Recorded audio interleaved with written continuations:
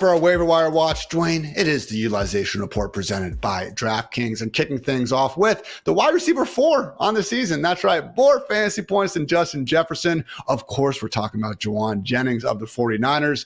Dwain, on a scale from, I guess, Richie James going off for like 180 on that one random Thursday night game to Justin Jefferson, where do you put Jauan Jennings, performance in terms of expecting it to happen even close to again in 2024?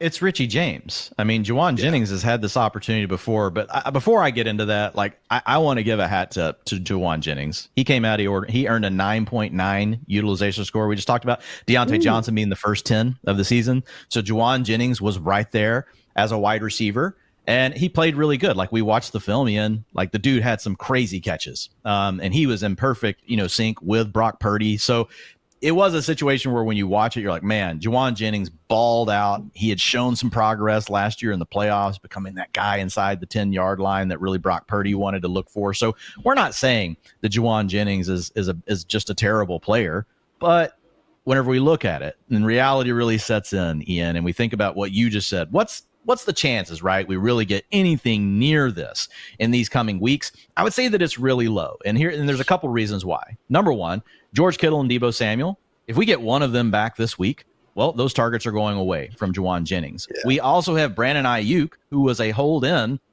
just now, probably getting up to speed and getting into, a situation where Brock Purdy trusts him. But Brandon Ayuk is clearly the better wide receiver than Jauan Jennings. And eventually, you're going to have the entire offense back healthy. So even if you go get Jauan Jennings, let's say you want to put a lot of fab on him, it doesn't make sense, even if he's this good, Ian, because he's eventually going to be crowded back out of the offense.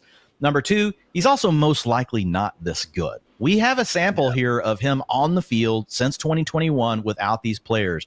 And up until this past weekend, Ian, plays without Deebo Samuel and George Kittle, he's had a 17% target share. Last weekend, it was 40%, guys. Okay, plays without Deebo Samuel, which is a larger sample size, 13% target share. Plays without George Kittle back to 2021, a 7% target share. This is a random event. This is a random as random gets kind of event. Do not go blow your fab on this player.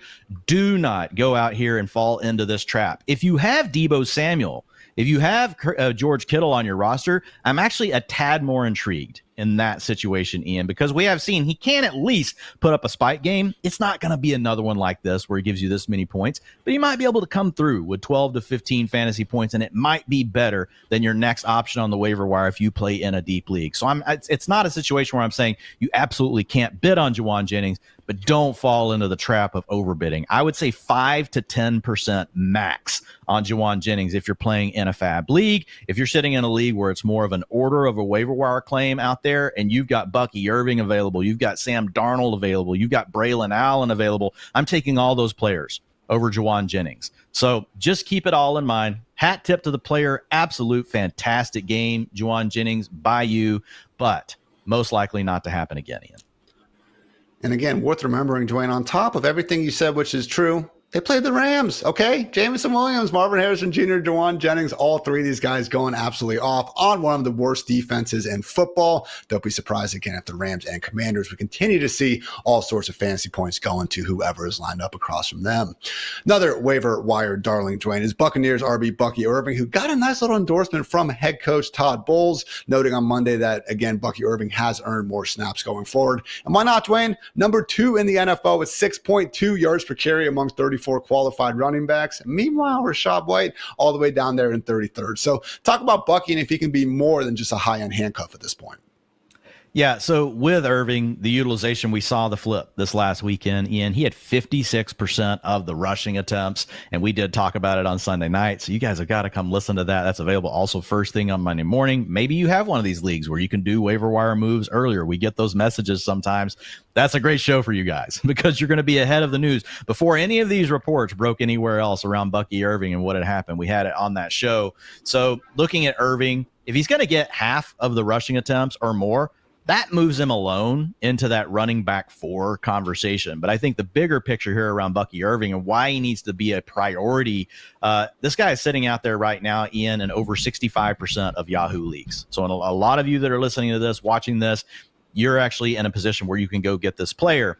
The bigger thing here is he was actually a good receiver in college, Ian. And so Rachaad White last weekend continued to stay on the field. He had a 73% snap share. But what we heard yesterday from the coaching staff for the Buccaneers was a lot of that was driven by the passing down work because they were trailing in a trailing game script. And so Rachaad White had a 73% snap share, handled 58% of the routes. So there's just so many data points here, Ian. We heard about it all offseason. They had a checklist they wanted Rachaad White to get through to be able to stay in his same role. They drafted Bucky Irving.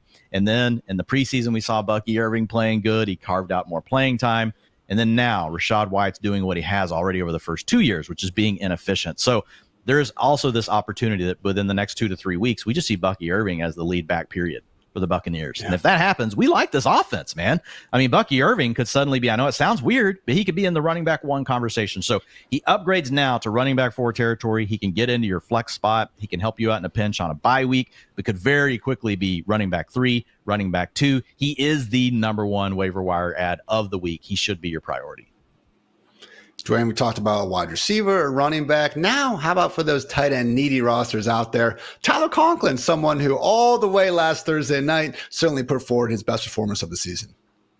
Yeah, and with Conlin, we mentioned him just earlier, whenever we talked about, Mark Andrews. But the big thing here, Aaron Rodgers looking really good, looking comfortable in that offense. Yeah. 90% route participation, Ian.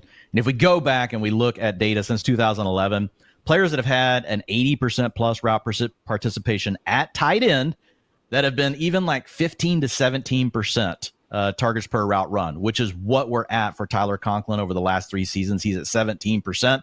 Those guys have on average finished as a low-end tight end 1, scoring 10.3 fantasy points per game. So Tyler Conlin looking more like a low-end tight end 1 than the low-end tight end 2, where a lot of people think about him.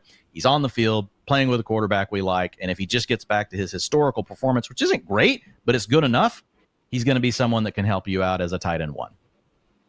Again, dire times at the tight end position calls for, dire solutions. And I think Tyler Conlin does fit the bill there. Dwain, before we get out of here, let's do another rapid fire segment with some of your